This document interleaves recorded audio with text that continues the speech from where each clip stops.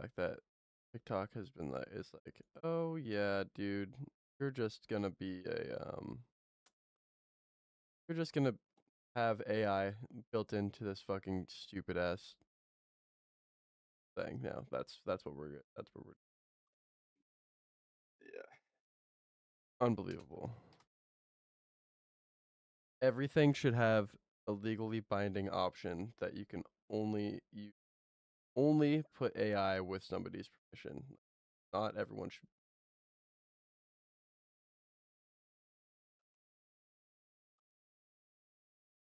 Yeah, I agree.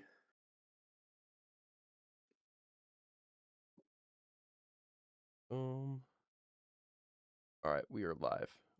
We are live. We are live. It is August 17th. A kind of cold August day. Kind of weird. Kind of strange. But we'll take it, I guess. Um.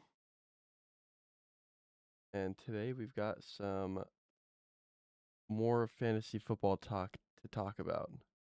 I've got my IDP targets this season. If you're in a league that plays with IDP, because it is better than playing with individual defenses slash special teams, in my opinion. Gotta really have knowledge of the game. I'm going to talk about, or we're going to talk about, um, our targets in every single round and where we think is the best place to be in the draft.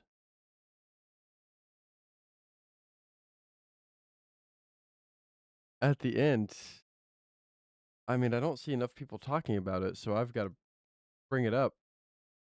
Is Caleb Williams going to be cursed this season because of the Madden cover? All that and more right here for the next couple hours. But first, I think we need to talk about our targets for every single round and where we think is the best place to draft in this season's fantasy football draft. Um I don't know about you, but that's kind of where I'm leaning toward. Yeah. Um, I mean, I think we can get the obvious two out of the way. I mean, picking at 1 and 2 this year is very insane. In fact, if you're playing in a keeper league this year, and I'm gonna probably bring this up to Connor, our commissioner, but I think everybody should probably not allow keepers in the first round this year Mm, because picks 1 and 2, picking Bijan at 1, and then next year if you get like the eighth pick, but you have Bijan there, it's really, really, really strong. And like maybe too strong, to be honest. And same thing with Jameer Gibbs. Like, I don't know. It feels way more off balanced this year than it ever has before. So just because you know these two players are going to be 1 and 2 next year as well. I don't yeah, think anybody's going to come into that conversation. And I think honestly, if we're being 100% honest, it's probably the next 3 years that they are going to be at 1 and 2. So yeah, if you're in a keeper league, maybe no keepers in the first round. That maybe bring that up, um, because that's something that I'm kind of struggling with right now. Being like, hey, what if they keep Bijan? Is that like fair? Is that okay? yeah. I This mean, isn't a dynasty league. This is like redraft keeper. Like I don't know. This is it's kind of sketchy. the only place in the first round that I could really see anything going any differently is at the end. Like, I don't know if Saquon's going to be in Yeah, the second round. I don't know if we're going to see CD Lamb come up into the first round. Um, I don't know.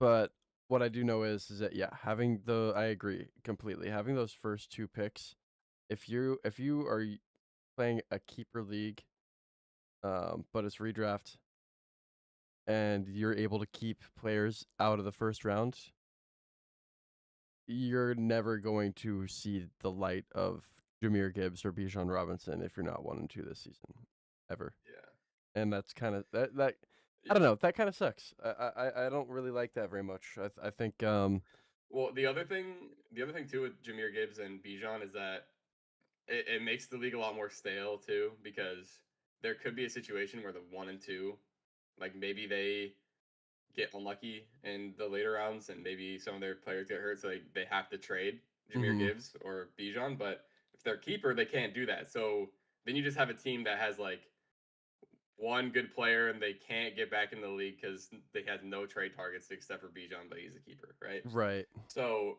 it's actually like a kind of a better fail safe for everybody to be like, hey, if you're trying to get back into the fucking, if you're trying to get back into the mix, you can trade Bijan for like three, targets or two big targets, and then you can try to like get back into the league that way if you get unlucky with injuries. But like if you have him as a keeper, you're kind of just screwed until the next year.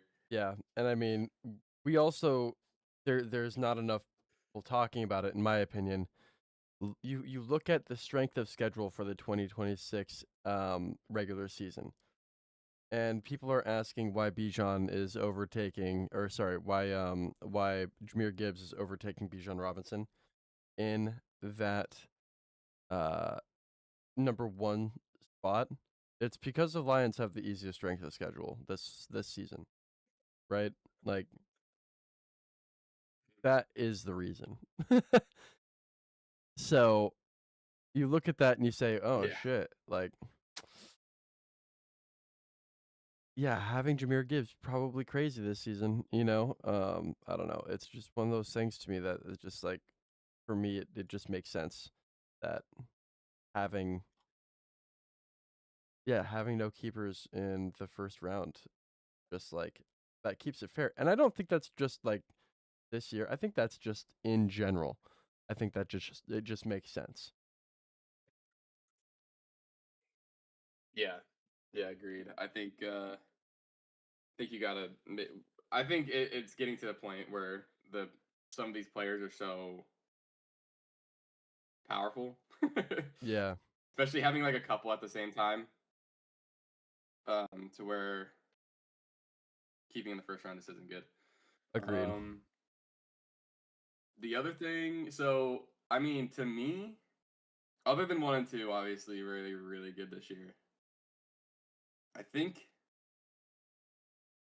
I really like picks 8 and 9, um, because I think that there's a lot of good value at the 8 and 9 pick. Mhm. Mostly, Amon-Ra St. Brown, getting him and then going into the second round, and you're probably still going to have. This is a 12-man league, by the way, but you're probably still going to have HN, or not. Excuse me, not HN. You're probably still going to have one of these guys still in. You're probably still going to have Gene T in the second round on the turn. Kenneth Walker. You could have HN depending on how high people are on him. You also could have Derrick Henry and also Jeremiah Love. Like having Amon-Ra St. Brown and one of those guys to go along with him I think is really, really strong. I don't know how you feel about that. I mean, But I I agree. think Yeah. having Amon-Ra like really, really consistent and then pairing it with a running back that's also really, really consistent, I think is really, really fucking good. Yeah, no, I 100% agree with you. That is I think that's a viable strategy. First and foremost, we've got a couple of questions in the chat already. I just want to read them real fast before I get to what you Oh said. shit. I did share my screen with you if you can see it. I'm not sure if you can. Yeah, I got you. Y- I don't know if we're talking about Miles Garrett Dynasty. here, to be honest I with think we're you. talking about probably talking about receiver. Oh yeah, Garrett that Wilson. Garrett Wilson. Yeah. Okay. Yeah, that would Fifth make more receiver for sense. receiver. Yeah. Yeah. Garrett Garrett Wilson. Wilson, 27 2027 27 and fourth and fourth. a 28 first for Rasheed Rice in No, Dynasty. no, no, no, I no, no, wouldn't. no, no, no, I no, wouldn't. no, no, no, no, Um, no, no. is If Achan? you have Rasheed Rice, you're okay, but like if you're trying to trade for Rasheed Rice right now, bro, look, I'm gonna be so fucking for real right now. This guy, I would not be buying into him at all. Yeah, Like he's probably going to jail. he's going down a weird path right now. Yeah, and Garrett, I feel like is on an upward trajectory. He's definitely one of the best receivers in the league. You just haven't really been able to see it because of the team he's been on. Yeah. But they got new pieces coming into that offense. I'd still just stick with Garrett. And if you're giving away a 28 first, bruh, no. A 28 first by itself is probably worth Rasheed Rice, like just straight up. Yep. Like, and then you're giving him two other, like you're giving him like a nasty fucking receiver and a fourth on top of that. That doesn't make any sense. Kieran A 28 asks first is really valuable. So Kieran asks if a Achan for James Cook is a good trade. It is not. if you're If you're getting not, James Cook, it if is. you think so, you think getting James Cook is a better deal than having Achan? Yeah, right Achan? now. Really? Right now. James Cook was the Hmm. rushing leader last year. And looked really good. And he didn't have like a crazy he didn't have like crazy touchdowns last year either. So if he gets that this year, plus is still in the top 5 of rushing, he's gonna score a lot of points. Achan's really good too, though. Like, don't get me wrong, but you're attached to the Dolphins, who look horrible, and um, the Bills are gonna put up fucking points. Like, the Bills are gonna be putting up 26 to 28 or 26 to 31 points every game. Yeah, So that's fair. James Cook's going to be a part of that. Whereas, like, if the Dolphins are going to be scoring like 14 to 17, and you need HN to score at least one of those, which is just a smaller likelihood. So I think having James Cook is good there. If I have HN though, the thing is he's younger. There's if it's in Dynasty, it probably is. At this point, that's probably what that question is for. But Yeah, it probably is. at this point, having HN, like, if you have, I don't think I would make the trade, like, in Yeah. general, no matter what side I was on there. I think it's good to have James Cook, but I also think, like, HN's good. I would probably just hold on to what you have. I don't think I would take a risk either way here. Even if it's in Um, redraft, but if like I was it. like, if I was forced to take one of those guys, I would take James Cook. Hmm. Interesting. I mean, I like James Cook as well. I think I mean I have James Cook and Devon Achane valued pretty similarly in redraft this year. I think if it's in Dynasty, I might lean a little bit more Devon Achane just because he's gonna get the primary workload. Um, Yeah, even though the Dolphins have the second hardest strength of schedule this season, he is going to be the workhorse back in that offense. Um, yeah, he's gonna be like a pseudo Christian McCaffrey because yeah, he's gonna be like their number one receiver and their number one runner. yeah. You know, I so I I get that. I do. I mean, for me, like I But dude, I mean, they're like so that. bad. Like the Dolphins are so bad right now, bro. No, I know they are. I know. That that's my I'm fear. aware. That's my fear is that they're like what happens like if you get like a couple games where like Achan is like at 80 yards, like Right. 80 total yards and the Dolphins score like 3 points and it's just like, "Oh my god, bro." Yeah. Like No, yeah, that's so that's bad. not good. You know what I mean? Mhm. Whereas at least with the Bills like, if they have a bad game, they have like they're a bad game for them is going to be like 17 points and it's like, "Yeah, you got two chances at a touchdown there." You know what I mean? Yeah. No, totally. I get you. Um, Or like with the Dolphins, that's like best case scenario is that you have like two touchdowns to like maybe roll the dice on. right. I kind of want to. I do want Oh to shit! talk about. Really, what's up? No, Can, nothing. I didn't know I could okay. zoom in on the screen with my scroll wheel. I like Oh, scrolled and it just gotcha. like zoomed in hella Um. hard. Also, I don't know why my Discord is still freaking out. It's saying I have low or really high latency. I'm not sure why. I don't know if my connection is bad to you. It's fine on my streaming stuff from what it seems like. No, So, that's weird, but seems okay to me. I think Discord just likes freaking out right now for some reason. I don't get it. It's stupid. Uh, I do want So to. we're thinking like so Uh huh. you're thinking like one and two are good. And Yeah, I think 8 and 9 are good. I, What's another like position where that you like a lot? I'm gonna say this. So 1 and 2, yes, are great. I do believe that very firmly. I will say, however, I will say I always think no matter what, 1 and 2 is a trap. I don't like being in the number 1 or 2 position. It's just, if, in my opinion, I've always thought it's kind of a trap. Um, I've won Yeah. leagues 3 years in a row with the last pick in the draft, in the first round, and that for me is a tried and true thing. Having that last pick. This year I don't think the last pick is where you want to be. I think somewhere like 10 or 9 is a good sweet spot. I also like 4 and 5. I will say though, Wait, can you give me why do you not like being last this year? I don't like being last this year because I think I think the answers to so many people's questions about who to take in the first round are so cut and dry that you're not gonna get a Puka Nakua at 12. You're not gonna get a Monra St. Brown at 12. You know, you were going to get Devon Achane or James Cook or Ashton Jeanty at 12. Running backs are at such a I high. mean, if you're looking for a receiver too, like what receiver do you think's gonna be there? If I'm looking for a receiver, I think if you're at 11 or 12, I think you're looking at like CeeDee Lamb. I don't think Justin Yeah. Jefferson, Amon Ra, or Jamar Chase or Puka or JSN are going to be there. Mm. I Yeah, genuinely think exactly. it's For going sure. to be a season where if you're at 11 or 12, you have to take running backs to your first 2 picks because running back premium is at an all-time high. You do not want to get stuck Yeah. at the end of the second round, beginning of the third round, having to pick, Travis Etienne or Marion Hampton as your number 2 running back.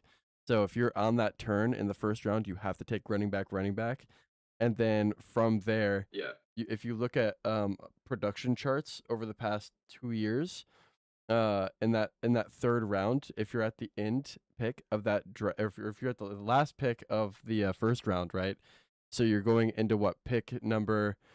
Into the second round would be what pick number 36, right? No, Like your yo, next yeah, pick is gonna be 36. yeah. Your next Yeah. pick is going to be 36, right? So you're looking at wide receiver 12 at 36, generally. And If that's like Pickens. correct, Pickens, So you're kind of looking like at the wide Garrett receiver 2 as Garrett your wide receiver Wilson, 1. Emeka Egbuka, right? Yeah. Exactly. But I mean, if you're gonna choose any one of those guys, like it's right, probably gonna be a Mecca, right? Or no? Are you gonna take a freaking? Are you just gonna roll the dice on that? I no. Mm, I I wouldn't roll the yeah, I would roll the dice on Emeka Egbuka, honestly, as a number 1. As the number one, because like Yeah, George Pickens, I think is really good. Like I if do he's in your too. wide receiver 2 spot, but like Yeah, him at your 1 is like kind of scary a agreed. little bit. Right. But the thing that I would say, if you're at like 9 or if you're at like 7 and I'm still picking running back at 7. I don't care. Like I think running backs are at an all-time premium. I like, but so you go on the turn, right? You Yeah. get another running back, you like, Derrick Henry or I don't think tight ends are Wait, going wait, to wait, hold go. on. Arjun, is Pollard the eighth round steal? Yes. Pollard Oh is a yeah, freaking 100%. fantastic Yeah. pick. I think even in the seventh round. Yeah. Even like honestly, like if you're really struggling, like picking him at the end of the six is still like really good. I think. Agreed. Um So if he's still available in the eighth, like that's crazy. That's amazing. I think if you are at Okay. like Anyway, 7, if you're at 7 and then you go to 4, let's see here, 7, and then it comes down to number, it would be 17, right? And you look at the production over year over the past 2 years. When you get yeah, to RB11, you have equal value RB11 tied in 1 and 2. Okay. So my question to you would be, because I think I agree with this position right now. if you're at that point in the second round where you're looking at Chase Brown, Jeremiah Love, at least in my rankings here, right? Chase Brown, Jeremiah Love, um, Brees Hall. Actually, Jeremiah Love might not be in that top 25 conversation anymore because there is a chance with this ankle injury that he just picked up yesterday that he is going to be out week 1. I don't know if you saw that or And not. Brees Hall is out for this. Might be like out for the season, right? Yeah, Brees Hall might be out Brees for Hall the got hurt, season. So if you look at this, you're looking at Kyron Williams and Bucky Irving, okay? I think I would rather have Brock Bowers or which Trey I'm McBride. comfortable. I'm comfortable with that. But I think I would rather have Brock Bowers or Trey Yeah, McBride. I would And probably then too. Yeah, you look at yeah, you look at going into the 4th round, right? And you've got Jadarian Price available and you've got Cam Scat yeah. available. I think I would take those two over them. But then you're looking at going into the 5th, no wide receiver. I think that's an ideal spot to be. Because once you get into the 5th, you've still got Lad McConkey available. You've still got Devontae Adams available. You've got Carnell Tate, and then you've even got lower down into here. You've got a lot of good receivers coming up through 60 through 75.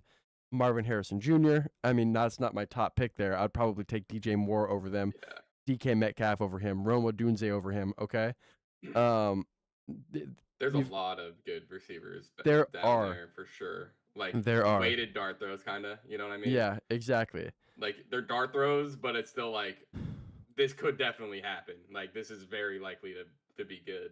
Right, Like, but especially like Carnell Tate, like that. I mean, he's like the distinguished number one. Like there's oh yeah, nobody really in his area no, on the Titans. there's not. And if they just take like a little bit of a step up, and if he can just outproduce like Io Manor and Westbrook Akine and like those type of guys that have been on the Titans before, I mean that's gonna be good. Yep, You and know what I then mean? Like it's gonna like there's guys down there that are really good. Probably Jordan Tyson is somewhere down there as well. hold on. There is some Jordan He's Tyson probably news too. pretty. Oh, is there really? Did he's on there Yeah, too? Is he? yeah, I believe so. Give me a second. Um, he He did. I'm has pretty sure Jordan Tyson had like he he got had like the injury past. he does have a really bad injury past. He picked up a hamstring injury. He's questionable for week 1 now. Um, so just keep that in mind. But yeah, I Okay. mean, Shit. you've even got Jamison Williams down there and Christian Watson down there. Like those are two really good wide receivers. Yeah, I mean Jamison Williams technically Yeah. number 2 wide receiver, I guess. Christian Watson is I think technically the one Yeah. in Green Bay, but God, you just never know. Um, but here's the thing too, right? This isn't the only way to go. I think that's the best way to go if those guys fall to you. But I think in every single draft, and it always goes like this, I always think, oh, I know exactly what's gonna happen here. I know exactly what's gonna happen in this draft. Like tight ends aren't gonna go until end of round 2, beginning of round 3, and there's always some fucking dumbass in the league that picks Brock in the first round. Always happens. Every year. Yeah. Or it's like on the turn on the second turn. Right. Yeah, exactly. Gets taken like really really early because Right. then they don't want to be left out of tight end. Yeah. Yeah. Where then Yeah. That's understandable. if both those tight ends go before you can get them in like the second to third round, I think Kenyon Sadiq in the 4th round is a really good option. I also think that Tucker Craft, I think, Tucker is where Craft, he's down there. Like he's way down there right now. In a lot of rankings, I think. But I yeah, don't think people Tucker. really understand how good Tucker Craft was. Like he Mm-hmm. was on pace last year to really like break down like barriers and like get sandwiched in between Brock Bowers and McBride this Yeah. year. Oh yeah. I mean, he was He tight end 1. unfortunately got hurt. Yeah. Yeah, yeah, It he was so was. sad. That's what I'm saying. Like if he was healthy that whole year. In fact, after Tucker Craft went down, Green Bay kind of started to really break. Mm-hmm. Uh, they started to look a lot worse without him on the field. So like he's a cornerstone of the offense. He's definitely, either Love's second look or first look. So it's like if he's healthy, man, I mean, he's definitely like a shout. He's even a guy that if he doesn't play for a couple weeks, I'm definitely still good taking him because having him at the tight end position Yeah. is like a crazy advantage, especially if you can keep up in every other position. Having him down at like the fifth or sixth round is really really good later in later in the season. I'm Eddie. I'm faster. Says Laporta will eat in the new offensive scheme. I hope so because if that's another thing that we're looking at too, is that I mean you got Tyler Warren and Tucker Kraft at 47 and 53 respectively, right? And then you look down at where Laporta is in a lot of rankings, and he's tight end 8. I think you're right. I think he even could potentially um, be on pace this season to outperforming where Jamison Williams is. So if you can get that value at the same spot as Jamison Williams, while not also having both of them on the same team, because you never want to have two of the same offensive target in your starting lineup every single week, week over week. I think that's a really good value spot to get him, especially if you are not able to get Brock Bowers or Trey McBride or Tyler Warren. But I will also point out, Cade, too, that Kyle Pitts is not even in a lot of these drafts tight end 5 or tight end 6 like I have him. He's tight end 8 or 9. I think Kyle Pitts is a really really good target to look at in like the 5th round as well. I don't know if you think so too, but that I think you could get really really good value there. I mean, yeah. I mean, obviously people have been joking about him being at the like 1.1, but I mean, I genuinely like he could definitely crack in the top 5 this year Oh yeah. at the Titans position. So, Especially with the way that he ended last season and earned that contract that it he is got. it, Crazy. it is worth noting that, in 2025, obviously we've seen like for I'm going to go back to Laporta real quick cuz I think Laporta is really interesting. Mhm. Um going back to 20 let's say 2025, like obviously he had a really sharp decline last year. But even in 2024, he was half PPR, he was in the 7th position. And they looked pretty good in 2024, but the one of Lions' best seasons, 2023 when he first started his rookie year. Do you know where he finished? Who? I'm sorry. Sam Laporta. Oh, 2023. And tight ends? He finished tight end 4, if I'm not mistaken, 2023. Finished tight end 1 in half PPR and PPR. No fucking way, really? On sleeper, yeah. So I mean, they looked, Damn. he looked really Okay. freaking good. He scored 200, Yeah. 200 points. Wow. That's crazy. So yeah, I mean, he's definitely can get back there. I mean, his Yeah. 2023 stats: 86 receptions for almost 900 yards and 10 touchdowns. Right. So I mean, he was a freaking goal line monster. I just wish they would get back to that. For the Lions, I can't say it's gonna happen.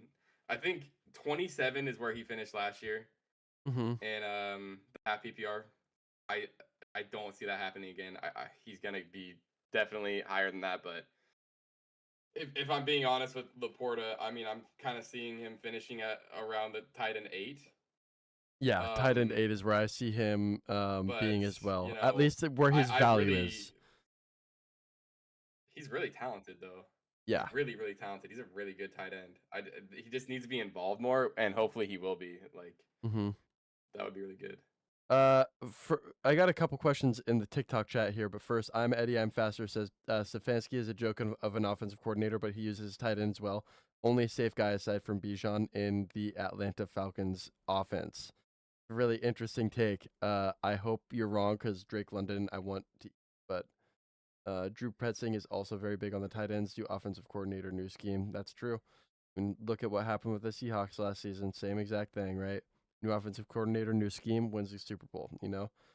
Um, I mean, somebody on Atlanta is gonna struggle, right? Because somebody has to the struggle. quarterback situation is not good. No, So and it's there's gonna probably be not going to be and Bijan. it's not gonna be Bijan. It's gonna be between Drake London and Kyle Pitts. Yeah.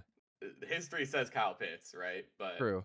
I don't know this year, to be honest. I really don't. If Dawson. if Oh, Tua's starting at quarterback, he hits tight ends a lot. So yeah. if Tua's in at quarterback, like it's probably gonna be Drake London that's gonna be struggling. Dawson Schneider says, "Should I trade Jeremiah Love?" Yeah, get rid of him. I think Jeremiah Love's a trap. Uh, Throat Goat retired. Says Chud maxing. I don't know why they said that. I don't know what we're talking about, but agreed. Throat If goat retired, bro. yeah, wild name to be saying Damn, why that. you're tired? Yeah, true, true. You Sati never have to retire from that. says, "How bad is Jeremiah Love's injury? Do you think?" I think it's worse than people think. I think he's probably going to be out week 1, and is going to give Tyler Algier the opportunity to prove himself in the offense. And I think that this is going to end up being a split backfield and carries. To be honest with you, I don't think that Jeremiah Love's ADP should be even in the top 50. And it is because he's the top paid running back in the league. I think this is going to be a split backfield. I think the Cardinals are going to try to get trade value for Tyler Algier because they know their future is in Jeremiah Love, but I just don't think his season is going to be this year. And they're going to be in a negative game script. They're Yeah. pretty much their whole season this next year, so I think they're going to be passing the ball way more than people think they're going to be. I think Malcolm Wilson's going to have a really good season. I think even Marvin Harrison Jr. could have a resurgence. And obviously, I mean, who doesn't want Trey McBride on their team? But I think if you're So if Jeremiah misses week 1 and if he misses week 1 but he makes like the rest of the season, like where do you think he finishes like in terms of running backs? Because I think he finishes around 12 to 13. I think he'll probably finish RB 15. I think that's at least where he'll finish, if not higher up. Okay. I see. I see. I'm so sorry you got fleeced. He traded Josh Jacobs and Jonathan Brooks for for Derrick Henry. I mean, maybe you actually Dude. maybe you fleeced because Josh Jacobs might not be playing this season. Maybe that is you and you're just trying to get rid of him. Are you in Dynasty? Yeah, it's a Are good you in question. Dynasty, This is bro? dynasty or is this redraft? Icy. That's what I wanted. Yeah, we got to know that If next. you're in Dynasty, I would have just traded Jacobs and Brooks for fucking picks. Because King Henry is only going to be like, you should probably just be in a rebuild. Unless you're trying to win right now. Like Yeah, this true. season is like your last season to win. Then Yeah, I think that makes sense. But yeah, if you're like middle of the pack and you made that trade, I don't know. I don't know. that's a sketchy one for me. That's interesting. That's a Um, win now move in my opinion. what do you think about But Rashad? I think Oh, King Henry's still like really good. So. oh yeah, dude, I do too. Absolutely. I think he's gonna have a better What do season I think this year about than Rashad he White? had last season. Yeah, what do you think about Rashad White this season? Because Ja'Cory, He's on the Commanders, right? yeah, he's on the Commanders. Ja'Cory With Krosky Bill. Merritt, yeah, with Bill. I mean, but Bill was not the best running back in that starting position last season. Rashad White had a lot of production being the starting running back when Bucky Irving was hurt last season, with a worse offensive line. And this Washington Commanders offensive line is better than the Buccaneers offensive line was that whole season last year. I think Rashad White could have a lot of success over there, and I think that's a really good sleeper going into round 6. Uh, yeah, I mean it's interesting. I think from where Ja'Cory was Oh, I see. It's drafted, redraft. I'm pretty Okay, sure. redraft makes sense. Okay, sorry.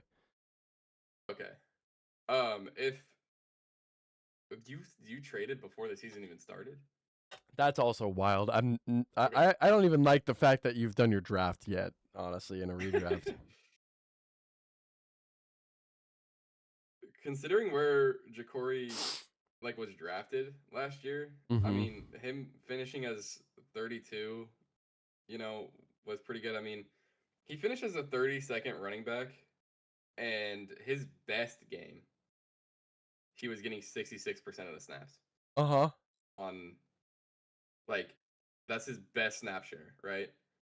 Yeah. So I think he has some untapped potential if they really gave him like 70% like every game. Mhm. But you know, with Rashad White, we know Rashad White's a vulture, man. I mean, he's definitely like a committee back. He does a lot of things different than Ja'Cory just because he's somewhat bigger. And he's kind of like a downhill runner. Unless he's out of the backfield, then he turns into a shifty guy. But yeah, I think Rashad White and Ja'Cory are going to share time is the problem with that. Like, I Yeah. think Ja'Cory's probably going to have the same exact snap share, like this 50%. I mean, dude, some of these games are really bad with percentage for Ja'Cory, like 14, 19, 20% of the snaps. Like, Yeah. but you know, with those, he's still producing. Like some of these games, like the 20% game against Philly, he still had 8.5 points. He only had 20% of the snaps. Like that's pretty good. But he got a TD that time, so he's kind of touchdown dependent. I don't know. I feel like the whole backfield in Washington is kind of weird right now, just because you know they like Ja'Cory. Rashad White is a proven back. You know he's had good seasons with the Tampa Bay. So that one's a hard one for me. I'm not really optimistic on anybody there. Uh, I think the biggest guy I would be, you know, I'm kind of high on is Ja'Cory Mhm. for Dynasty, just because he's so young and he played like decently well from where he was drafted last year. So I think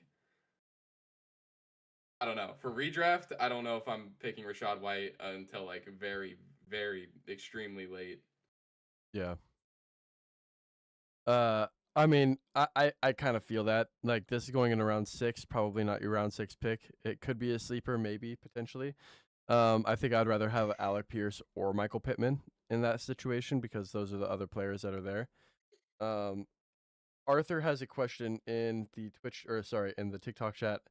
He wants to know if he should trade Hampton and Smith for Tootin and JSN.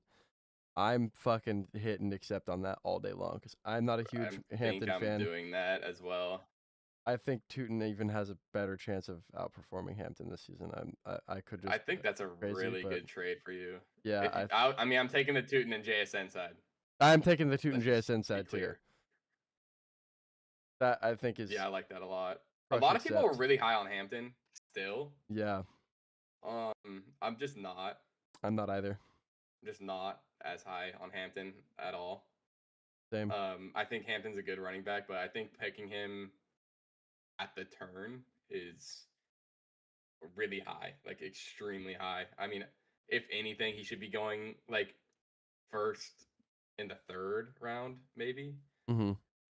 Um, but yeah, I don't know. That's interesting in my opinion. I just the everybody being super high on Hampton to me is a little bit strange. I'm not saying that he can't do it. I'm just saying that the optimism is pretty extreme. I've got another question in the Twitch chat. It's T Glenny 12 asks he pick number 9 in a point .5 PPR 12-man league. Who are you Mhm. looking to target in the first or second round or first and second rounds? I'm right around that area too. I'm not gonna lie. It's a really interesting spot to be in. Um, so the way that I have this all laid out here is like this. All right, Jameer Gibbs, Bijan, Puka, JSN, Jonathan Taylor, going 1 through 5. Okay, and Jamar Chase, Amon Ra, and Justin Jefferson are going to go 7, 6, 7, 8. I think because they just have the highest value, and those wide receivers are going to be better than any of those running backs that you see that are coming up. Now, I have Christian McCaffrey at 9. I'm not going to take Christian McCaffrey if I am in that position at 9. I think I would rather have James Cook, to be honest. Christian McCaffrey had like over 350 touches last season. Every single time Christian McCaffrey has over 300 touches in a season, he gets injured for at least 5 weeks the next season. That is something that has happened twice in his career. Um, I think I'd rather have James Cook or even Saquon Barkley. And then you look on the flip side, what on the turn it would be 1, 2, 3 picks down. You said he's at 8, right? At 9. You So said he was at 8, so oh, he's at 9. Okay, yeah, so he's pick gonna have 9. So then, pick 9, and then he's gonna have like the tight end. he might To me, have. like in my, it's like 16, 17 is Trey McBride and Brock Bowers, Yeah. and then Derrick Henry's right after with Jeremiah Love right after that. Would I reach Henry in the first round if Cook is gone? Absolutely not. No, you take Devon Achane or Saquon Barkley because those guys aren't going to be gone. I would not take Henry at that position. I think if you got Devon Achane at 9, I think there's a really good possibility that at what it would be at 15 that Derrick Henry is still there, and you take Derrick Henry in the second round. You do not reach Henry in the first round. Absolutely not. Um, Yeah, Henry in the first round, definitely no. yeah, He should be available on your turn, he should be available on your turn if like you're at doing 8. snake. Yeah, and if he's not, then you're Yeah. taking Brock Bowers or Trey McBride in the second, in my opinion, as I think that's going to far Yeah. outvalue any other running back that's there. And then when you flip around on the next in the third round, you've got Bucky Irving there, you've got Travis Etienne there. I think those are really good running backs too to take for your number 2 running back, because I think you need to get that running back situation solved if you're going to take tight end in the second round. And if So Josh you're Allen is saying he there, should let take somebody else take Amon him. Ra. So you're saying you should take like Amon Ra 8 No, he's number 9. if he's So there. he's number 9. So I Oh, think, he's number 9. yeah, I So think you're taking James Cook at number 9 because I think he should be there. But I mean, if Jamar Chase and Monra or Justin Jefferson are at 9, I I would take one of them. But I think going running back, because that, I mean, I have Amon Ra at 9. So yeah, that's what I'm saying. Like if Amon Ra is there, I think you should take him over. You know, you should take him there. I have And Amon Ra then, at 7. So if he's there at 9, you're taking him all day long. but if you take a running back at Mhm. 9, Mhm. right? Then you go down to the, and if Brock Bowers or Trey McBride are available, I feel like that's better than taking Drake London. Agreed. Yeah. So it'd be, if you're taking RB, if you're taking James Cook or whatever RB is there, James Cook, Christian McCaffrey, right? If for some reason he falls there, then you want a pass catcher. So to me, that would be Trey McBride or Brock Bowers. If you're taking, if Amon Ra is there, take Amon Ra, and then you're looking at probably Derrick Henry later down. But let's say Derrick Henry isn't there, are you gonna be taking like Jeremiah Love here? No, absolutely not. I mean, I'm not touching Jeremiah Love with 10-foot pole. I'm letting other people deal with that. Right. If you're in And the then situation, so if it would be probably be like Gene T if he falls, then if if Ginty Derrick Henry's falls, before then Gene T's probably gonna fall down. wait, at what pick? 18 At for the 18? second round. If if For a if second round pick, if yeah. Ginty is at 18, yes, I would probably pick him up over Brock Bowers or Trey McBride. Um, if Ginty's not there, I'm taking Brock Bowers or Trey McBride at 18. What if they're both not there? Because that's possible as well. And Trey McBride's also not there, Trey McBride, Brock Bowers, and Derrick Henry aren't there. then I'm going to take Josh Allen. Okay. Because that is just going to get you more points than taking Drake London or Chase Brown or Malik Neighbors, I think. Yeah. Because then let's Okay. see what you're at what you said pick 18, so then you go down to pick 30 and you look at who could be there. I mean, Yeah. potentially like George Pickens, Bucky Irving, Javonte Williams, Travis Etienne. 9. I think out of all those players, But I I mean, like it Travis should the be most, fine but though, right? it should It be. should be Yeah. fine. Like Gene T's probably gonna be there. Gene T's probably gonna be there because it's closer. Like it's gonna be like where is he at? 9, 10, 11, 12, and 1, 2, 3. Yeah. So Gene T's at 15, so he should be like around there, I, or the tight ends. I, Like that yeah. should be fine. I think people are really afraid of picking GT this year in the second round because of what he did to people last year, picking him in the first round. Yeah, but Gene T's situation last year, like he did really well for his situation. No, he did. I Like agree, he but did really yeah, good. yeah, He was like getting hit 2 yards behind the line, like on many runs, and he was still averaging like 3.5 yards a carry. And then also their line got better like in the off season, so it way it better. should it should be better. No, it's going to be better, And 100%. it should be better, and he's not at pick 10 anymore. He's Right. freaking lower. He's at pick 15. So like Yeah, it's even more, it's better, and it's better value. So yeah. Forrest asks Rice or Smitty. I think you're staying away from Rice at all costs, unfortunately. But I'm not a huge Devontae Smith fan either. So Rice, I mean Rice is my keeper, so it's just like I yeah, kind of am true. stuck with him. But I also have him like super late, so Yeah.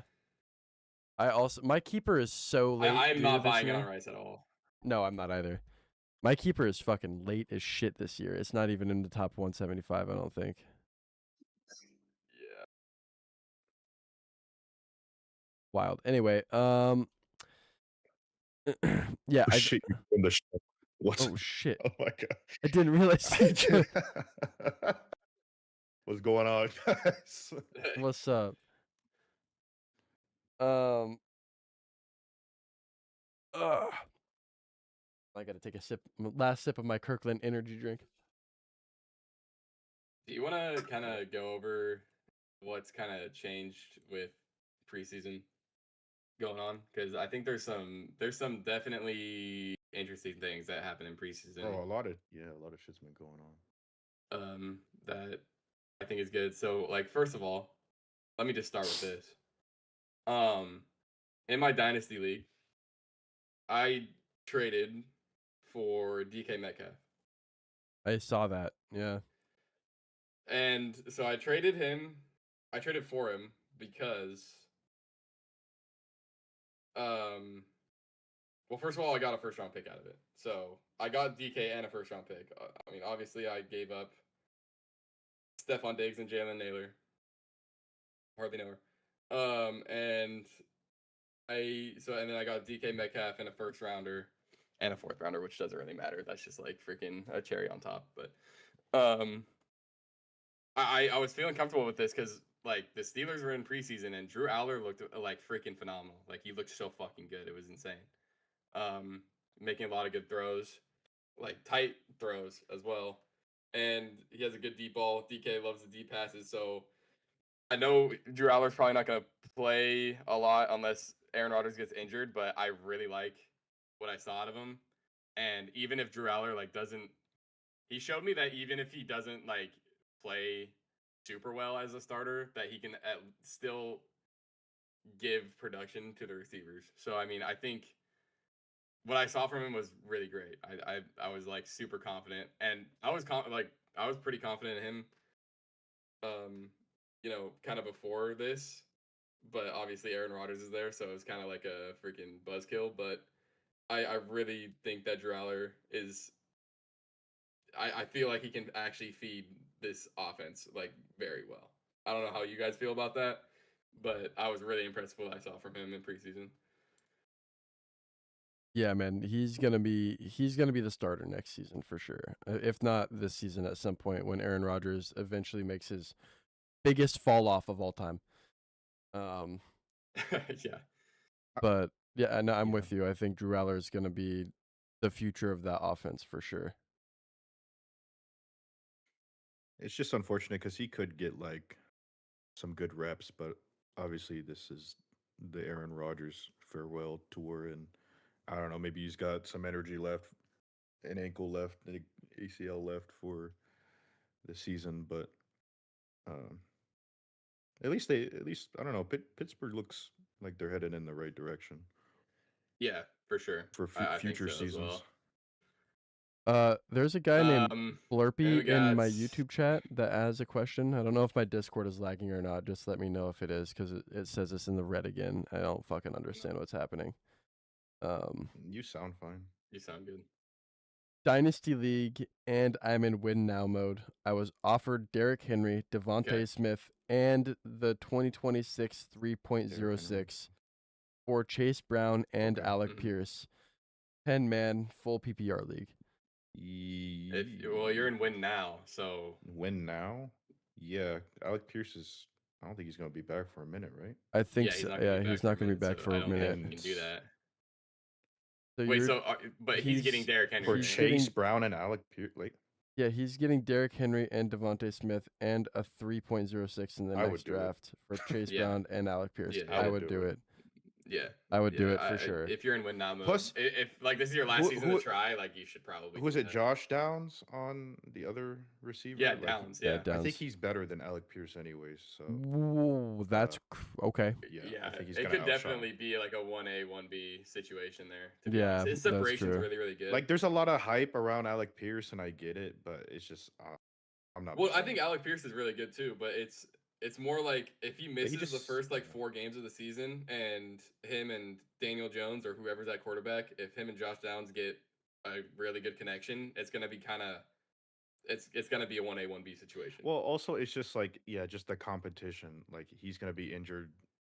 He'll probably come back and play, but like now he's gonna be competing for the receiver 1 or the B slot, and it's not like McConkey where it's just like he was cucked by Keenan Allen, but now he's finally able to do something. Hopefully, but Alec Pierce is also like an elite ball tracker and the trying to get like deep passes. So I think Josh Downs is a little bit different. Like Josh Downs doesn't really isn't he go like a deep for baller? Josh Downs isn't really. He's more like a midfield threat. He like his separation's really good. Like his routes are really good. That's why that's why he runs like he's in like the 5 to 15 yard intermediate range. I mean, I've seen him go for deep passes before, but I think like when you're talking about Alec Pierce, like he lives and breathes up the deep ball. Like he's elite at tracking. So I think they're 2 different receivers as well. But Okay. I mean, Josh Downs, I think he has a real shot at like actually making a lot of waves this year. And he's been right there. He's been getting developed by the Colts for it's been 3 years now. He's been the wide receiver 3 there for a while. So it's just like we've seen receivers that are in the 3 position that have really shined. Like, for example, Juwan Jennings was with San Francisco for a long, long time. Brandon Ayuk doesn't play, and then he comes in as a 1 and absolutely destroys. So it's definitely possible that this is one of those situations as well. Slurpee's other running backs are Achane, Hampton, Saquon, Josh Jacobs, and Jonathan Brooks. God damn. Bro, okay. Well, it's a 10-man. If you don't need Derrick Henry, it's a 10-man dynasty. Yeah. Like, I mean, if you can slot Derrick Henry in as well, like if it's like a 3-man, sounds like you're hoarding like a 3 flex. all the And I Bro, mean, you should definitely hit I accept on that. What would the s- hell? You'll be fucking farming. he's also taking, he's getting rid of an injured Alec Pierce who he might still be on the PUP list at the beginning of the season. So that's the first 4 weeks gone. Versus Devontae Smith, who could be the number 1 in Philadelphia next season, or this season. Because Malachi Lemon, as we know, his last name adds up to what I think he's going to amount to as a player. But should I? Bro, what the fuck? Should I trade Josh Jacobs? That was mean. Should I trade Josh Jacobs and George Pickens for Kyron and Devontae Smith? No. That's for Devontae Smith. I don't think. For Kyron? The thing. Kyron, Devontae Smith I like Pickens way more than both of those players. Oh yeah, I mean that's my issue. That is Josh so Kyron. I'm not making that trade. Oh, how many donuts can you stack on it? I jumped the gun. Cristobal, what does that mean? Sorry. How many donuts? Like probably like a good are we talking like Krispy Kreme? I would say. Bro, I don't know what he's talking about. I don't know. Like if we're talking crispy, like it depends, because like if we're talking like dough hook, it's probably like 1. If we're talking about Hostess, maybe 3 or 4. Yeah, I think Hostess it depends what you like talk a 3 about. or 4 angle. I'm more of a Hostess guy. Krispy Kreme's like a 2.5, maybe a 3, and then Krispy Kreme is big too. Like they got big holes, so I don't know. Josh Jacobs and George Pickens for Kyron and Devontae Smith. I don't know if I like this because, or no, I said I do like this because I don't know if Josh Jacobs is going to play this year. I don't know what the deal is there. The NFL still hasn't come Yeah, to I a don't think ruling he about his knows, dude. situation. So you trade Josh Jacobs away and you're Oh, trading George really? They Pickens haven't said away. anything? Okay. That's fine to me. Devontae Smith again could be the number one in Philadelphia. You never know. And Yeah. for Kyron Williams, who is sharing time with Blake Corum. However, his touchdown upside is really high, Kinda. and that But offense is really I going to be will good this say, year. if I think it's Puka good. is only gonna get like a 1-game suspension for biting somebody, Yeah. then Josh Jacobs is probably gonna get the same. I don't know. It's Bro, like you said, the ruling's still not. We don't know yet, but I don't know. that's such a funny sentence, you know? Yeah, Puka Nacua is going to get a 1-game suspension for biting somebody. Like, what? What the fuck is this man doing? And he had his like come to That's Jesus funny. moment, but the whole time he's like, "Oh yeah, I'm not doing like crazy shit every single. I'm just doing me." Like that's not a. I don't know, man. I don't know. He's a fucking weirdo. He's a weirdo. I don't know. I don't know I what wouldn't he even is. say like I wouldn't even say like really that Kyron is like. Because I mean, he is He's sharing not bad. time. No, he's sharing. I mean, he is sharing time with Blake Corum, but like even some of these games where he's getting like let's see, 50 like okay, so 54% of the snaps right was his worst game last year, where he and he still got 15 carries. Like that's pretty good. That's still a yeah, lot, and he got a No, catch after Kyron that was too. fine. Kyron was So it's fine. like I don't even think he's like really splitting time with Blake Corum. That's why I mean Kyron I think is a top. He's like a top running back in the league right now. it's not that I'm worried about. Like Definitely what within the number? top, like top 10, top 8. Mm, Top I would say. 10? I'm not worried about Yeah. him eating into splitting time. I'm just worried about him eating into his touchdown potential because of Blake Corum and his performance in the red zone last season. Potentially stealing some touchdowns from him. That's what I'm worried about more than his time, like his percentage. Yeah, I mean that's it's valid, but if you look at his history, his first season obviously in 2022 he didn't do much, Yeah. but since then it's been 12 touchdowns in 2023, 14 in 2024, and then 10 in 2025. So I mean it's still good. But his attempts did go down a lot last year. He went from 316 in ADP. 2024 What's his ADP? to 259 in 2025. So he's probably going to be still within that 250 to 300 range for attempts. And he hasn't been under He's double-digit ranked touchdowns okay. yet. Yeah, I mean, he's ranked RB 15 at least from. I think I'm that's looking. a little bit low for him, to be honest. I think he could. I mean, I think he's definitely cracking top 10 this year. He got extended too, so like they're gonna keep feeding him the ball no matter what. Okay, hold on. Do y'all remember Jack Churchill, our guy from the UK that is a Rams fan? Yeah. That when we were watching the draft, Oh yeah. Ty Simpson MVP Yeah. baby. Yeah. We remember you, Jack Churchill. Bro. I bet you're happy with that performance. MVP of the preseason. Coop asked the Yeah, opinion dude. on Kittle. He's Opinion on Kittle this season. I don't know. man. I still Is have he coming him. off an Achilles tear? Yeah. Yes. But Hey, but they got that new like 5G Achilles repair now that was founded by Aaron Rodgers, so it's probably fine. I don't know. I don't fully trust the George Kittle, but Wait, no, he came off an Achilles tear last year. No, No, this year. and Didn't then he tore it this year. Wait, hold on. He finished the season. Oh wait, was he not in the playoffs though? He got injured in the No, last. he was still playing. Oh no, you're right. it was like right at the end. Right? No, January 2026, he tore his Achilles in the playoffs. Oh shit, yeah. So that was in the January. playoffs. Okay. Okay, so he's off an Achilles tear. I don't like that. I don't either, Me especially when personally, I don't you're. buy it, but what is he? How old is he? 32. 32. Yeah. Tough. 32. Really tough, especially for one But of the I best will tight When ends he's of all healthy, time. bro, dude, look at him when he's healthy though. No, like, he's he great finishes healthy. 4-3, 5-2 in the position. Like that's goddamn fire. Yeah. I will say, and I'll And probably he missed won't half even. the season. He missed half the season this year, and he still finished at 13. Yep. Oh fuck. Like that's crazy. Yeah, that's pretty insane. I don't see him being back So, week 1. He kind of spitting fire, bro. I don't see him back week 1 though. That's the thing. Yeah. If it comes out, if you're drafting right now, I would stay away from him until you have for sure. Because I'd don't draft him at his rather have ADP. Tuckercraft. Don't draft him as an ADP. Draft him lower. What's his ADP right now?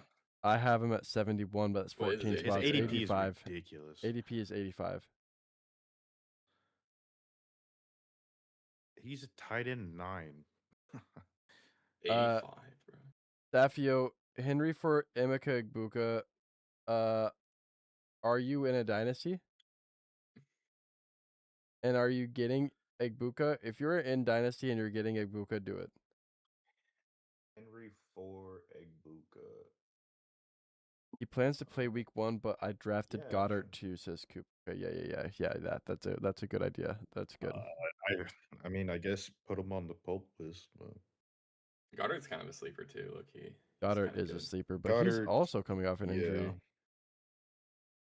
Yeah. What did he? Didn't he?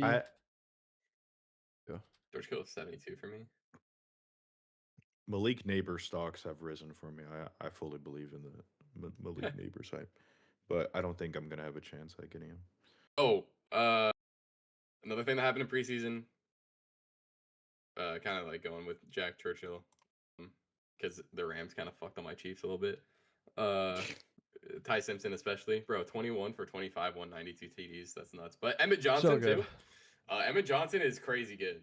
He got one long run called back, and then he also got a touchdown called back, but he still had 12 carries for 59 yards, and he looked shifty as fuck. So is that your rookie? Yeah. So Okay. I think him and Kenneth Walker are going to be really good. I mean, I obviously want Kenneth Walker to play more over the next 2 seasons, but I think having Emmett Johnson in, like I'm genuinely seeing like perhaps Jerick McKinnon vibes coming from him right now. So I think he definitely could be. I mean, I don't know if he's going to be fantasy relevant, but there's going to be weeks where people are going to be like, "What the fuck, bro? Emmett Johnson had like 10 carries for freaking 100 yards and a touchdown. What's going on there?" Or he's gonna have like a one catch for like 60 yards and a TD or something. He's gonna get like a crazy screen pass. But I'm excited to see him play. I thought he looked great. And honestly, low key, like I know we're kind of down on Jeremiah Love right now, but the Cardinals and the Raiders. I mean, Jeremiah Love looked really shifty, really really shifty. Even though he has an ankle injury now. Seeing him run against NFL talent, even though it's like the twos, I think he still has a lot. Like he has a lot of potential. I think he could be really good. I don't know if he's going to be good this year, just because the Cardinals are really bad. But I think the next few years after this, I think could be really really interesting for Jeremiah Love as well. Yeah, and now it says that he has like a high ankle sprain now. Yeah, he injured it in that game, but he still looked really impressive when he was running. Oh yeah, I mean, Unsomos just for the first couple of reps says that Jamil Dean is the best football player of all time, right after Daniel Fa'alele. I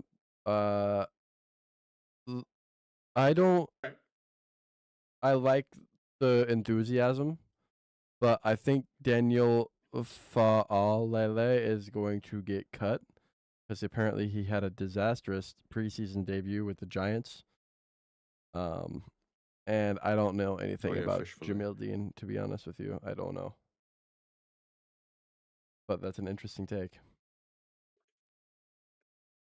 I'm not gonna lie, I haven't really watched any of the preseason games, to be honest. I haven't really watched any of them. Oh. To be honest. Seen some clips. I haven't even seen the clips. I know that like Ty Simpson had a really good game. Fernando Mendoza had a really good game. Yeah, Ty Simpson cooked us, bro. Yeah. That. I know that oh god, what's his name? What is his name?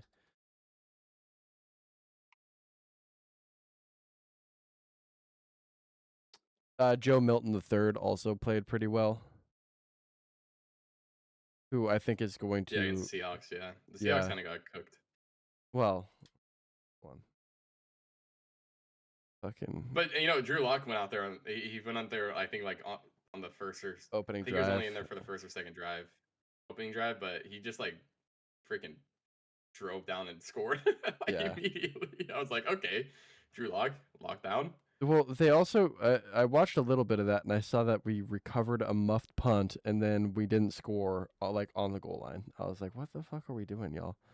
Stephon Diggs or Rome Odunze asks a blank name. Roma Dunze. Von Diggs or Roma Dunze? I'll take Roma Dunze. Roma Dunze. Rome, probably. Baby Mama Diggs. No thanks.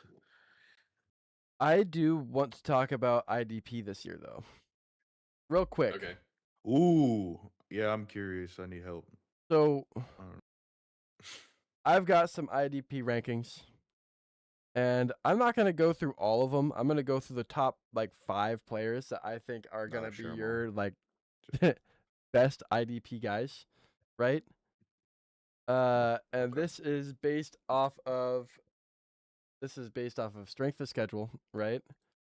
This is also based off of strength of schedule to offense to defense. This is based off of last year's points, and this is based off of the games played last year. So I think, just to start it off, that to be honest, everything I'm seeing, the injury risk to my number 1 player here is, I'm not gonna lie, it's a little sketchy.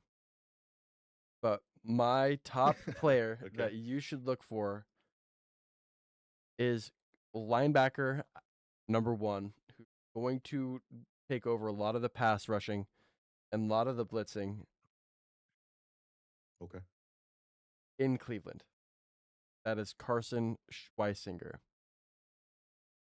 He is projected number 1 IDP this season.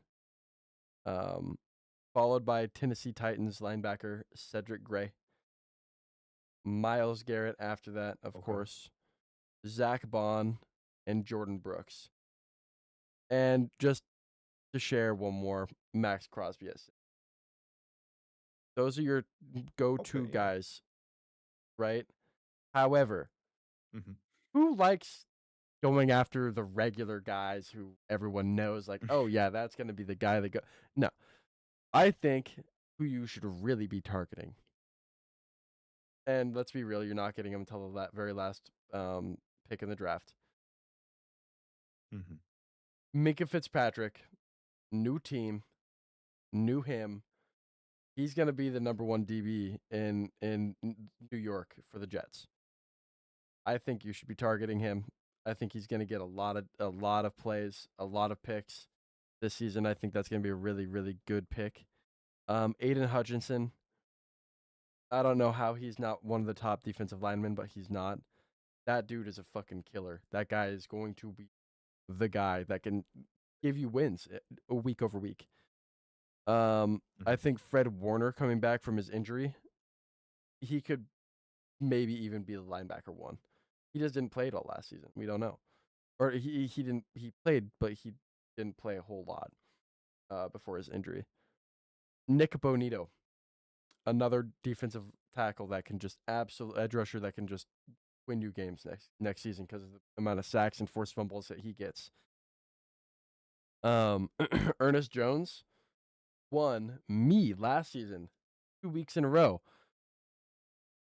because he scored a touchdown. And he got strip sacks. Like, Mm-hmm. Doesn't get better than that, in my opinion. I also think Nick Demon Worry.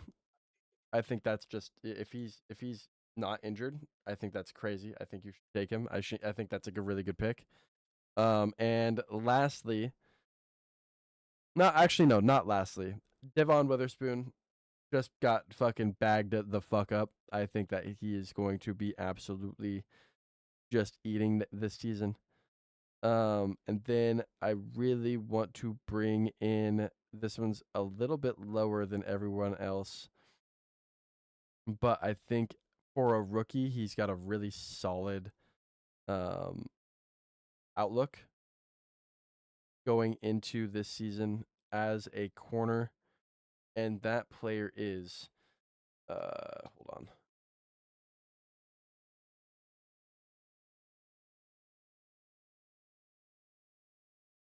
on. Mansour Delaney, of course. I think he's gonna come in and he's gonna absolutely dominate this season. He's gonna get picks. He's gonna get IDP points. He's gonna be really, really good. So for everyone listening and playing the IDP, yeah, you could take the safe player, or you can go for the home run.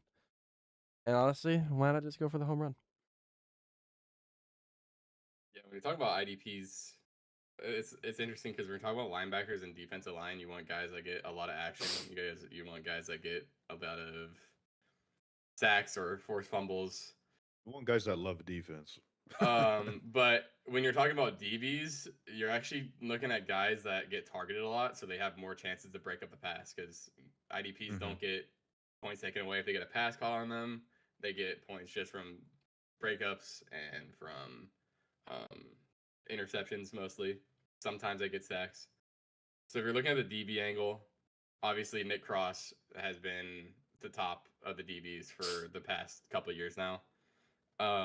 He finished last season with 120 tackles and an interception, but it led to 168 fantasy points, which is a really good amount for a DB.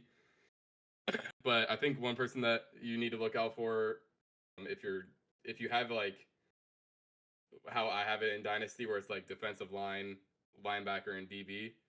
In the DB area, you definitely want to be looking at Kyle Hamilton because he got traded to Indianapolis to replace Nick Cross because Nick Cross got traded to Washington. So like when Nick Cross is in that position, he's always like the top 3 in the DB situation. So now that Kyle Hamilton's in the same spot, it's going to be the same for him. He's probably going to score even more than Nick Cross because I think he's slightly more talented and slightly better than Nick Cross is. As for linebackers, what you said is valid completely with Schweitzinger. I think if you're going to go for a home run, though, you need to look at Van Ginkel because Van Ginkel is extremely, if you're trying to get that really boom game to just like win you a game, Van Ginkel, he is extremely good at rushing, especially on screenplays and bubble screens. 2 seasons ago, he was really, really good at getting picks. I think he got 2 interceptions off of that and 1 pick six. Last year, he had 3 opportunities, and I don't think he got a single one. But he's really, really close. So those are the types of situations where it's just like when you have your IDP scoring pick six or even 2, like it's really, really big. So if you're going for a home run, I'd look at Van Ginkel for sure. I think this kind of also begs the question: what do you think is the best position as an IDP player? What's the best position for fantasy to pick up? It's linebacker. It for has sure. to be, right? Linebacker. I mean, if you look, Yeah, I would if you say look at the linebacker. stats, the top D line last year scored 190. The top DB scored 168.5. The top linebacker Jordan Brooks scored 260. Jack Campbell at 246. Devin White at 245. Bobby Wagner at 239. So you're getting to, let's see, number 18 on linebackers at like 188 until you're like kind of close to DV and D line. So if you're looking at just one IDP, you're probably looking at linebackers because they do it all, right? They get the pass breakups, they get the sacks, they get the forced fumbles, they get the Like that's why it's so much higher. And Yeah. they're filling holes in for tackles and stuff. So I'm not gonna lie, that's it's mainly the reason why linebackers are so good for it. kind of the reason why like Nick Eamon, like not trying to be biased, but he's one of my top targets as an IDP player because he's that what do the Seahawks call it now? It's like I can't remember what the name is, Like but a nickel or a dime. well, yeah, exactly, but they're calling it something new. And I can't remember what it is that they're calling it. Um but he is a linebacker and a safety and a corner and a defensive lineman kind of like all in one player, Yeah. right? And he does all those things and I'm like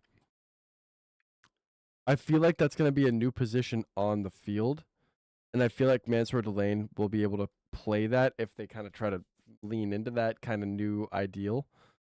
But I just think getting a player like that who's like kind of a linebacker, kind of a safety at the same time, I think that's just like you're gonna maximize the potential of like of having points being scored in general. You know, Uh, what are they calling it right now? I can't They're remember calling what it. it's called. Is it a rover? Is that what it is? No. Rover? Is that what it's called? Bullet. Viper. There, people are saying it's called Viper in Michigan. Viper? That could be what they're calling it. Yeah. I can't remember what they said in Hard Knocks But when I yeah, was watching it, but I agree. It's the same thing with the linebacker position because the linebacker does so much. But I can see what you're saying with Eamon Worry, where it's since they're doing so many things at once, it makes their playmaking opportunity way higher. That being said, I mean, the standard for IDP scoring is kind of weird. Um, I think there should be more points for interceptions and for sacks as well. yeah, yeah, sacks Because especially. like sacks, like you like think about how many sacks there are a game, like 2, Mm-hmm. and they're only worth like 2 points. Whereas like there's like how many touchdowns are there a game? Like there's 4 to 5, and Right. they're worth way more. But like I feel like sacks and interceptions should be worth like at least 4. This guy, Traded Burrow and Mahomes for Josh Allen. yeah. Burrow and Mahomes for Josh Allen. Sure. I mean, so you're in a super flex. It just depends on who your second quarterback is, but I think that's probably justified. I think it's justified depending on who your backup is. Like if your backup's like Yeah, Love, I'm not sure in Superflex. then yeah. If your backup's like Bryce Young, I could still maybe see it, but if your backup's like Malik Willis, then that's a little bit sketchier.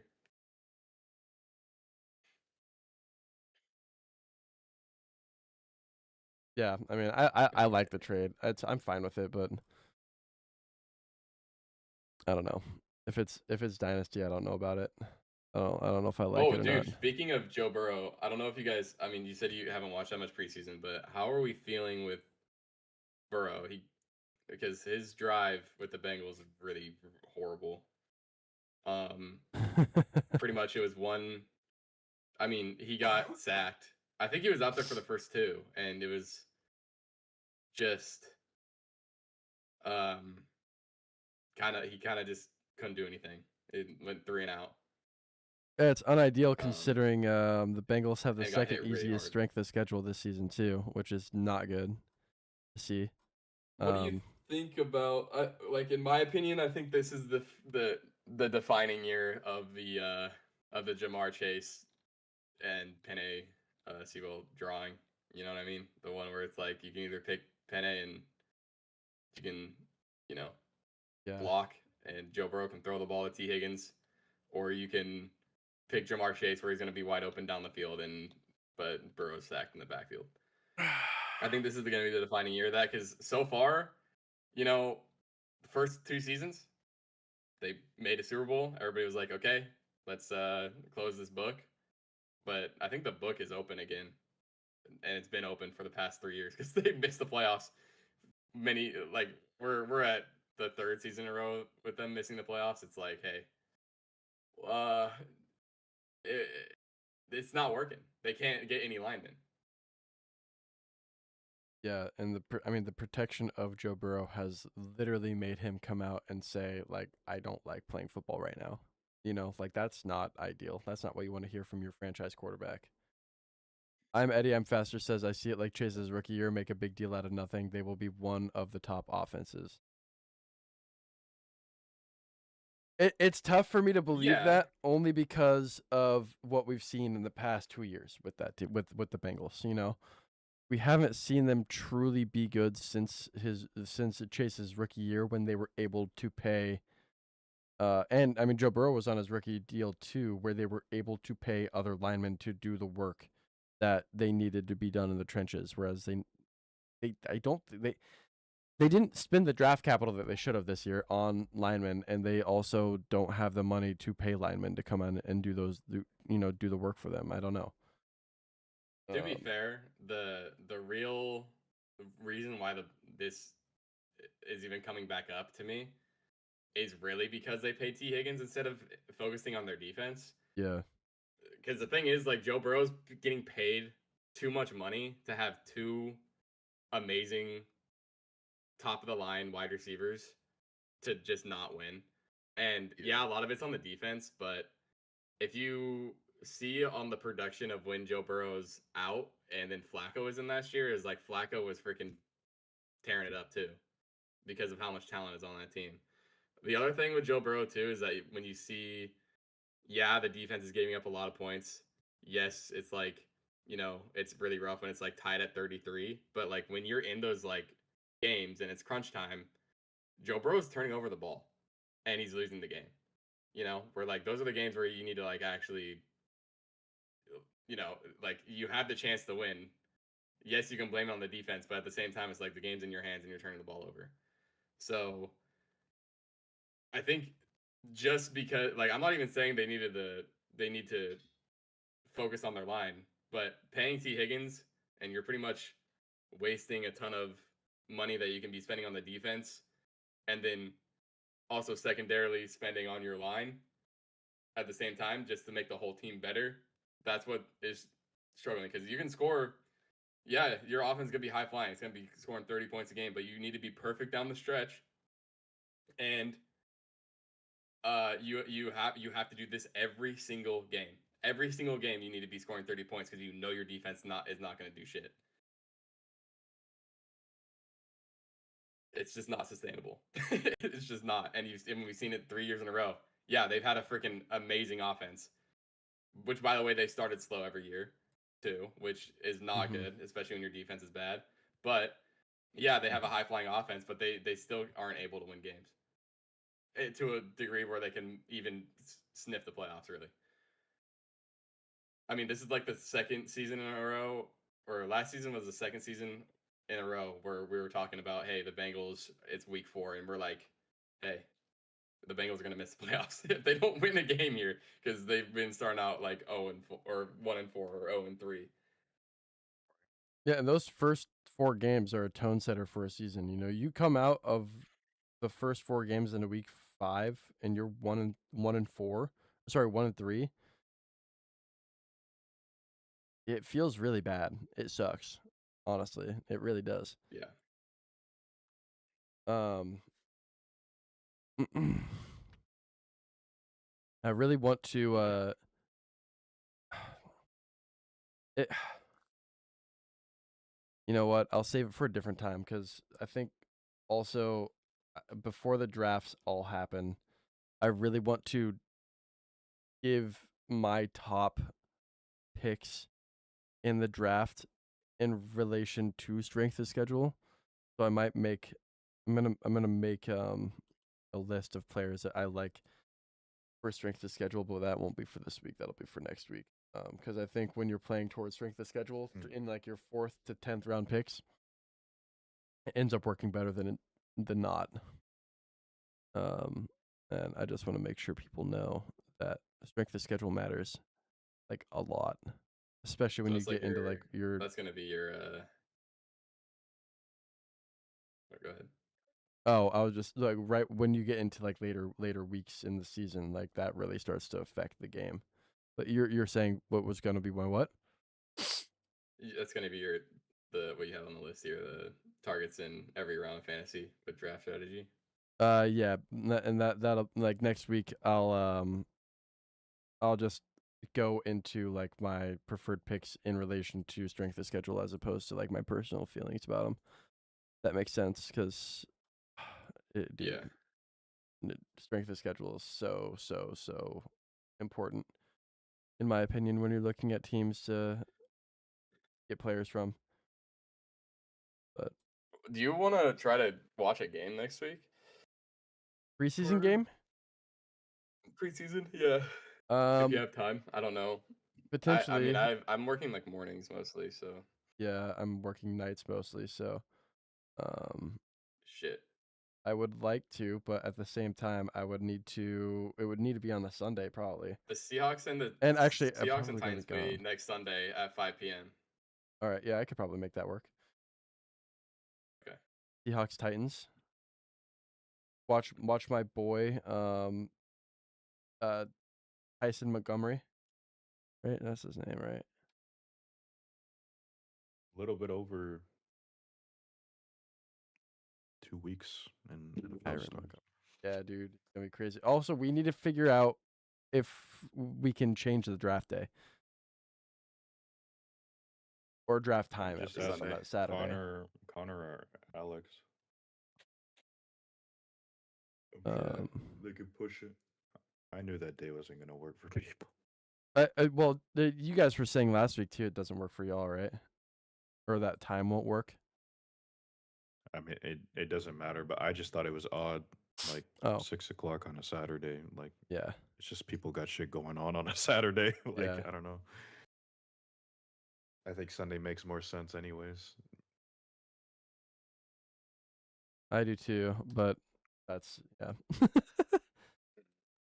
But um, I mean, I'm sure you could do it. yeah. I just gotta text him. Where is it? I want to make sure that Tyron Montgomery actually got maybe some time playing in preseason. He did not get any time to play. That's weird. I guess he Is didn't get any he running back targets. or? No, he's the wide receiver from John Carroll University. Oh yeah. But it doesn't look like he got any targets, unfortunately. Nobody really did. If you look at the receiving Yeah. on the Seahawks, holy No. He's Titans wide yeah. receiver. Oh, Titans. Yeah.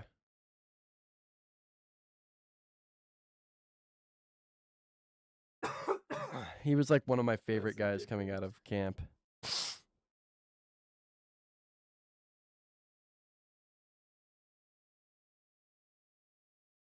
Yeah. Oh yeah. Nobody really did on. This was even worse than. Yeah, it's even Bro, worse. I this is know. even worse than the freaking Seahawks. What the hell? Yeah.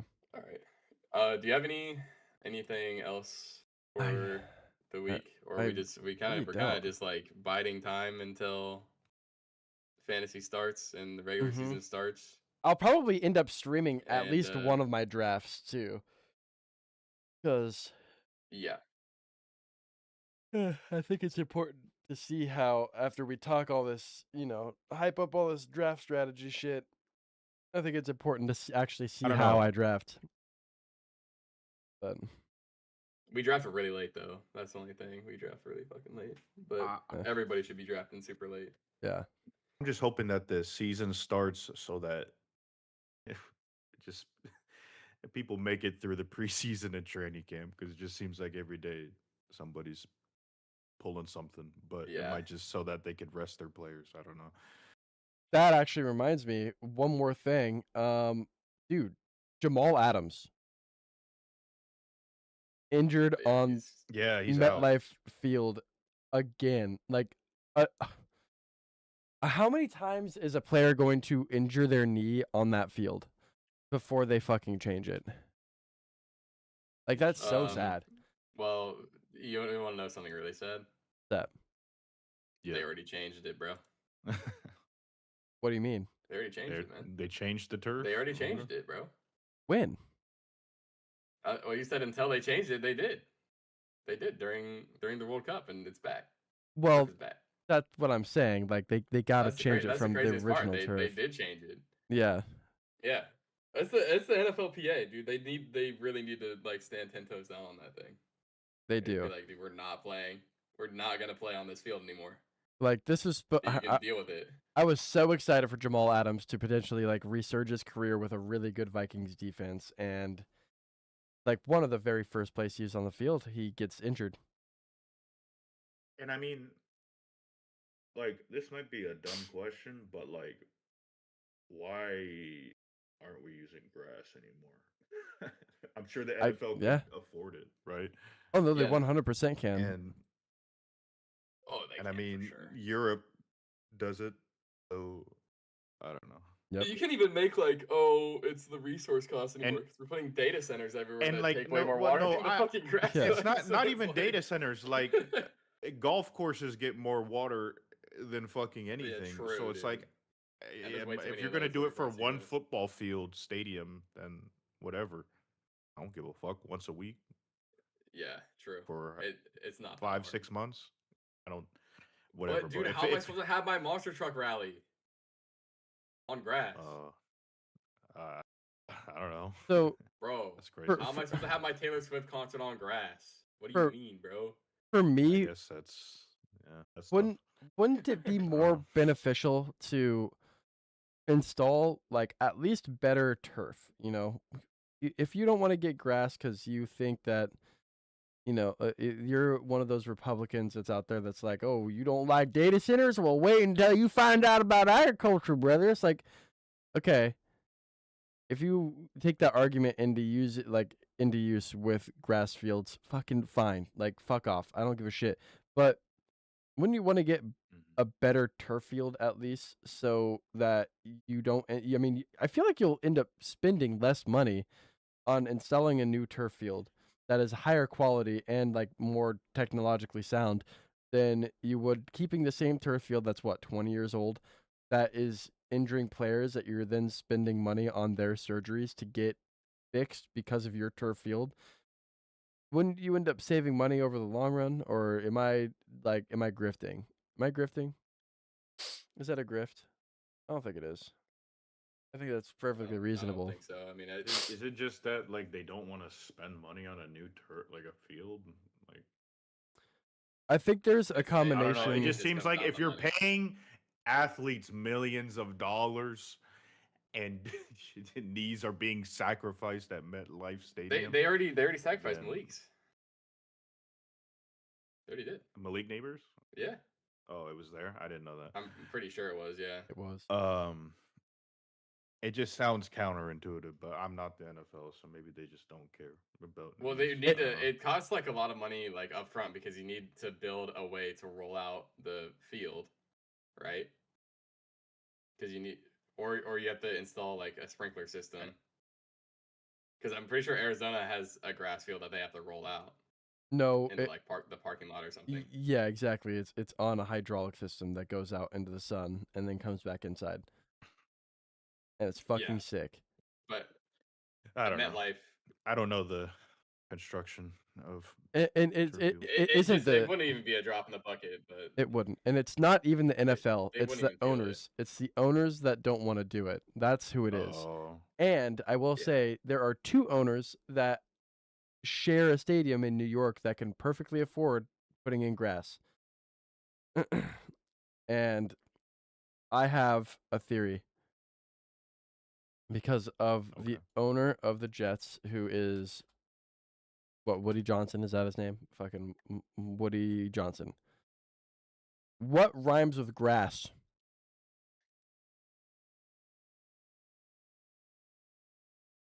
The answer is ass. Ass. And Okay. Okay. Yes. Woody Johnson is I tried to think of formerly something else. one of the chairman from he was he was the ambassador to the United Kingdom in Donald Trump's first term. So he's a MAGA hack. And I'm sorry, bro, but if grass and ass rhyme together, you can't be buying any of that because that's gay. It's I mean, pretty fucking gay to be honest with you. You know, like you can't have that. Makes sense. Can't be having that if you're a MAGA hack. So yeah, I don't know. The Grassfield situation is a fucking it baffles me, honestly. Well, is it? But isn't? I don't know. Like, because it's weird in the NBA, and like, I I only know about Portland's situation a little bit because it's just been everywhere and everybody's bored until the NBA is starting. But like the whole Moda Center saga, like I don't know. There's a lot of debate between like, is it the city or county that owns Moda Center? Because like the owner doesn't own the stadium, he owns the team or the CEO, whatever. So is it? I don't know. Does like people own MetLife, or is it like part of the city or something? That's a good question, actually. It might be different in New York too. But yeah, I don't know how it works with stadiums. So Yeah. New Jersey Sports like if you're an Exposition owner paying Authority, for a stadium, it's kind of hard. which it's privately built and is operated by the MetLife Stadium Company LLC. So it's not owned by the city, that's for sure. Well, MetLife is owned 50-50 by the Giants and the Jets, so Yeah. they could do it if they wanted to. But isn't that's the team. The Packers Yeah. are a community team, right? Only one Yeah. in like the history The of sports. The only one. But there's like fields that are. It seems very loopholey. I don't know. I feel like there is fields that are owned by the teams themselves, and then there's also stadiums that are owned by like because the not but state or like the counties. isn't it Cade, like isn't Kansas City like moving counties Yeah. or some shit? Yeah, we're moving But, to like, actual you're just Kansas. so Like we're just confused. moving across the river. And it's because I don't know. It's really sad because Arrowhead is a historic stadium that Yeah. if I was a billionaire, I wouldn't give a fuck about paying to, for the stadium because it's a historic stadium and there's a lot of history there. Yeah. And it helps. It's gonna make people come to your games more if you like keep the stadium intact. Bro, But you know, like the it's really scariest. shit that they just were like, oh, well, I want the public to fund my whole system, and then I want to reap all the fucking profits from the stadium, but I want the public to pay into it. It's messed up. Yeah. I think the And scariest I word. get that it's owned by the counties, but it's just like they're not putting in the owners are not putting in their fair share on the stadium because they reap all the rewards from everything that goes on there. I think the scariest word that you could say to a single billionaire owner of any sports team is just one word, and it's the word history. If you bring up the word history to them, they're going to instantly have a panic attack because they know what they're doing is fucking wrong. And the only way that history they want to like see it in a positive light is whenever it's like something new that needs to be built. They're like, "Oh, history is gonna look kindly on me for building this new fucking thing." And in reality, it's like, brother, you're spending like what? Yeah. How many billions of dollars, and you're not even spending it. You're making the taxpayer spend it for this new fucking thing that we don't fucking need. Like, I don't know. These people are fucking so aggravating. Even the Browns are changing to turf for their future stadium. Yeah, dude, it's crazy.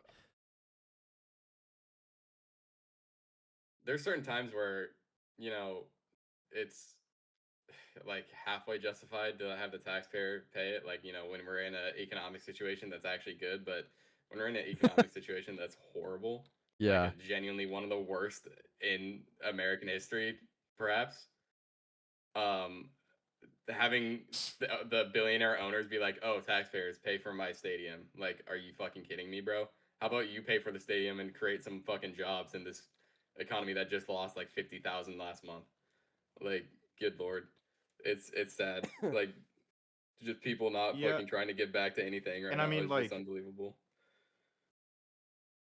I mean, my opinion, like, I mean, I don't live I mean, I moved, but like I love the Moda Center, or I mean, I fucking hate that it's called the Moda Center in the first place, but like that's just what it is.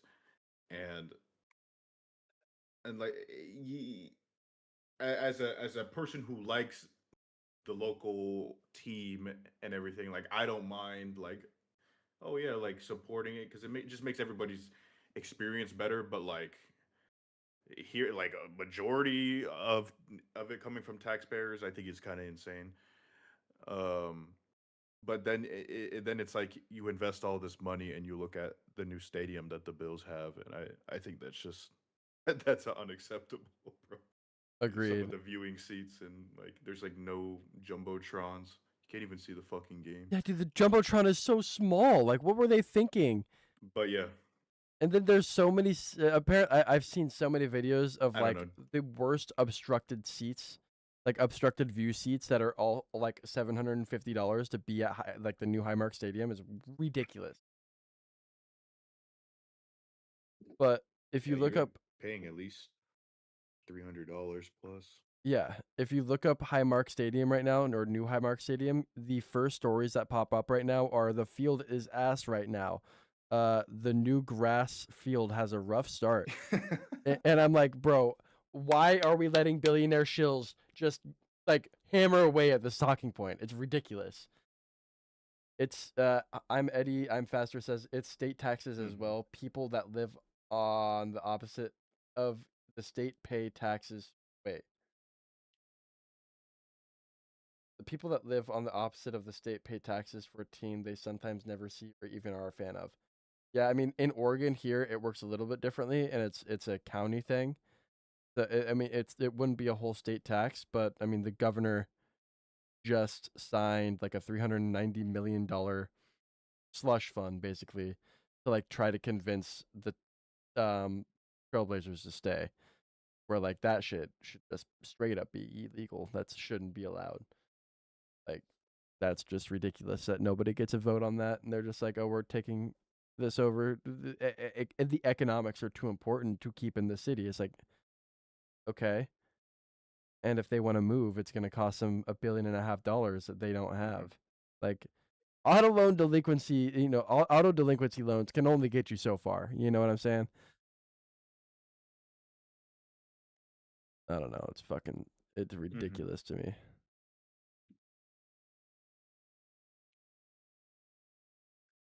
Also, isn't it so sad that like the owner of a team, the way he Yeah. made his billions is from auto delinquency loans?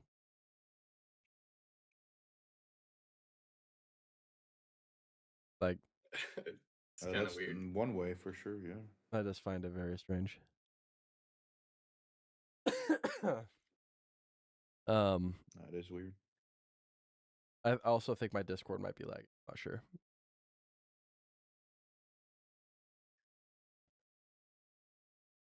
You're not.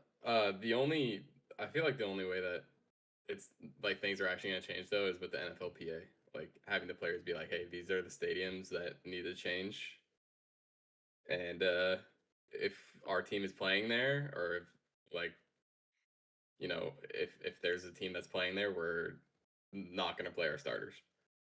Yeah. Yeah. Like True.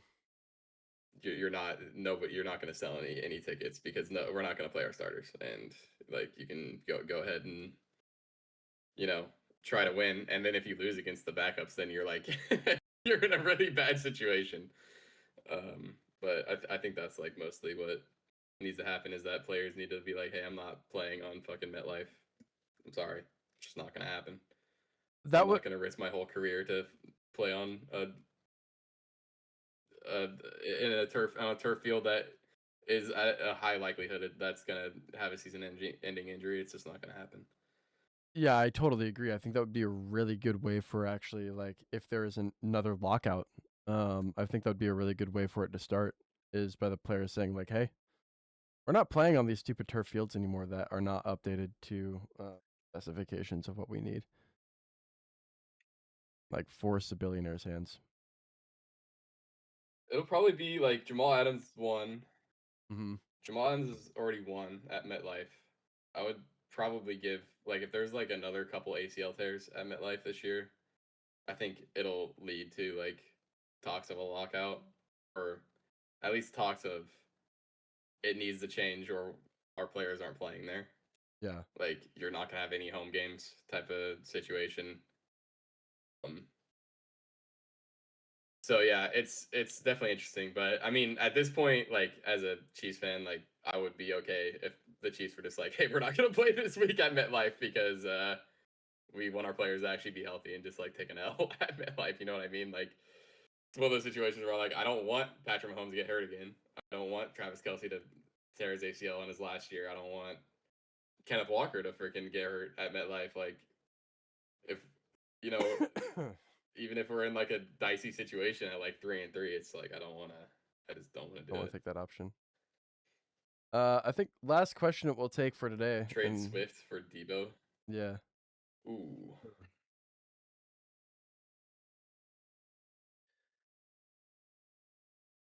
I don't know how I I feel feel like about that's it. good because Debo is gonna be a really big piece on San Francisco this year. Yeah, he will be. That's true. I think he's receiver one at this. I mean, because Especially with their Pearsall's like rookie. out. Yeah, he's Ayuk's out. Pearsall's gone. out. Mike Mike Evans Evans is dicey. like 65%. I don't trust Mike Evans. And their rookie just got Who else injured do too. they have? I don't Juwan know Jennings what- is gone. They got no. Kittle is injured. Kittle's definitely a question mark. I feel like Debo is like kind of. I mean, it's just gonna be McCaffrey and Debo, really. McCaffrey and Debo.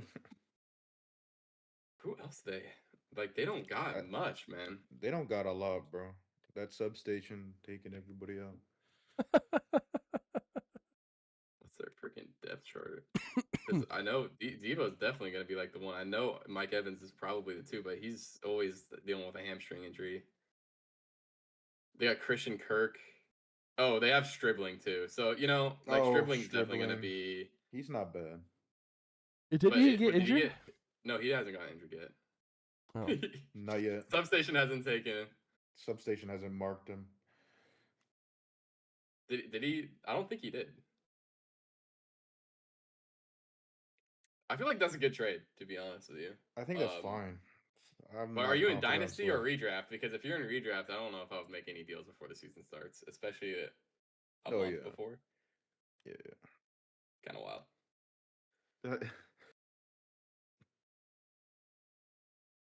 Shit. In Dynasty, you can just make. I'm down with making trades like whenever, but Redraft, if you just drafted your team, then I'm kind of like, what are you doing? Yeah, that's true. I think Stribling is going to be really good for that team this year. I think. Are we got anything else? I don't think so. I think that's it. I think that's it. Stribling should be pretty good. So is that a yes then for Ant? All right. You hear what I said? I'm telling you, my Discord is lagging for sure. It 100% is.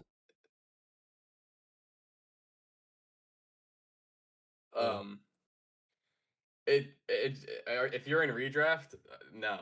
If you're in Dynasty, Dynasty's a little bit different just because I'm down with making trades. But if you're in Redraft, if you just did your draft and you're trying to do this trade right now, I feel like you shouldn't be trading before the season starts. Yeah, I'm with that. You just drafted, you don't even know what's happening yet. Yeah, I like that, honestly. And then for Dynasty, like Swift for Debo, you probably need to get like a third rounder on top of that because Debo's really old and Swift isn't as old. So you should sweeten the pot a little bit before you take that trade in Dynasty. Redraft definitely now. There you go. All right. We're going to get out. Thanks, everybody, for joining. We appreciate it. We will see y'all in the next one next week.